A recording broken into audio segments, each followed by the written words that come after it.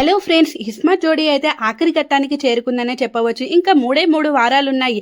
ఈ 3 వారాలు ఉంటుండగా ఇప్పుడు వైల్డ్ కార్డ్ ఎంట్రీ ఏంట్రా బాబోయ్ అనేసి అనుకోవచ్చు మీరు. కానీ ఇప్పుడు వైల్డ్ కార్డ్ ఎంట్రీస్ అయితే రాబోతున్నారు.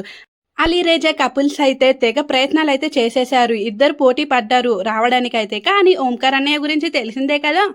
ఓంకార్ అన్నయ్య అయితే లాస్య మంజునాథులు అయితే సెలెక్ట్ చేయడం జరిగింది. ఇంకా లాస్య అయితే స్టేజ్ మీదకి వచ్చి నాకెప్పుడు లక్ అనేది కలిసి రాలేదు, మళ్ళీ ఇప్పుడు వచ్చాను, ఈ వైల్డ్ కార్డ్ ఎంట్రీలో అయినా నాకు లక్ కలిసి వస్తుందని అనుకుంటున్నాను అన్నయ్య అనేసి ఓంకార్కి అయితే చెప్పడంతో ఇంకా ఓంకార్ అయితే లాస్య ఇదే నీకు రెండో అవకాశం వచ్చిందంటేనే అర్థం చేసుకో, నీకు లక్ ఉందనేసే కదా ఇంకో అవకాశం వచ్చింది.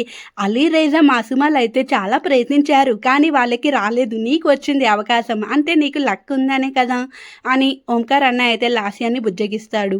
ఇంకా లాస్య అయితే అవును అన్నయ్య, నాకు ఇప్పుడే అర్థమవుతుంది, నేను ఎలిమినేట్ అవ్వగానే కుంభమేళాకు వెళ్ళిపోయాను, అంతా ఇంకా కుంభమేళా నుంచి రాగానే నాకు ఈ అవకాశం వచ్చింది అంటే అంతా ఆ శివయ్య లీల అన్నయ్య అని అనగానే సరే లాస్య ఇంకా వెళ్ళి కూర్చోండి అనేసి ఓంకార్ అన్నయ్య అయితే వీళ్ళని పంపించేశాడు.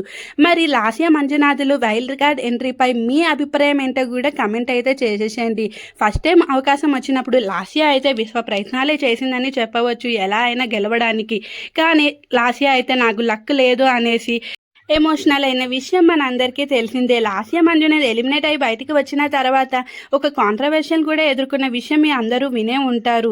లాస్య అయితే ఒకరినైతే మోసం చేసిందంటూ లాస్య తన దగ్గర జ్యువెలరీ సెట్ తీసుకొని ప్రమోషన్ కూడా చేయకుండా అది రిటర్న్ కూడా ఇవ్వలేదనేసి ఒక మహిళ అయితే లాస్య మీద విరుచుకుపడ్డది. మరి లాస్య రీ ఎంట్రీపై మీ అభిప్రాయం ఏంటో కమెంట్